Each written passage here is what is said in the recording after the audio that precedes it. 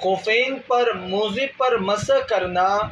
اس میں فرض یہ ہے مقدار و ثلاث اصابع 3 انگلیاں، من اصابع الید ہاتھ کی انگلی، ہاتھ کی انگلیوں سے 3 انگلی، یہ کیا ہے وہ فرض ہیں۔ ولا يجوز مس علی الخف فی خرق کثیر، ایسے موزے پر مسح کرنا جائز نہیں ہے جو زیادہ پٹی ہوئی ہو، جس میں پٹن بہت زیادہ ہو، یتبین منہ مقدار و ثلاث اصابع رجل، اس میں پاؤں کے 3 انگلیاں نظر آتی ہو، اس پٹن بہت زیادہ ہیں، اتنی زیادہ ہیں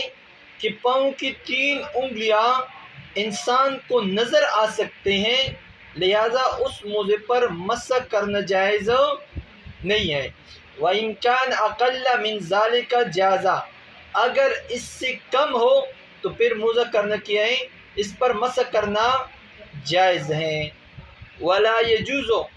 مَسُّ عَلَى الْخُفَّيْنِ لِمَنْ وَجَبَ عَلَيْهِ غُسْلُ،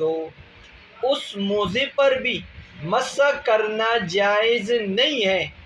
جس بندے پر غسل کرنے کیا ہے، لمن وجب علیہ غسل، جس پر غسل کیا ہو واجب ہو۔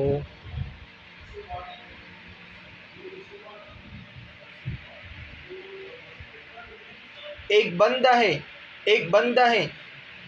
وہ جنابت کی حالت میں ہے،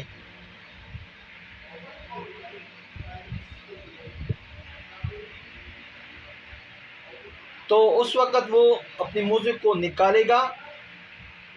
تو لہذا اس وجہ سے اس موزے پر مسح کرنا کیا جائز نہیں ہے،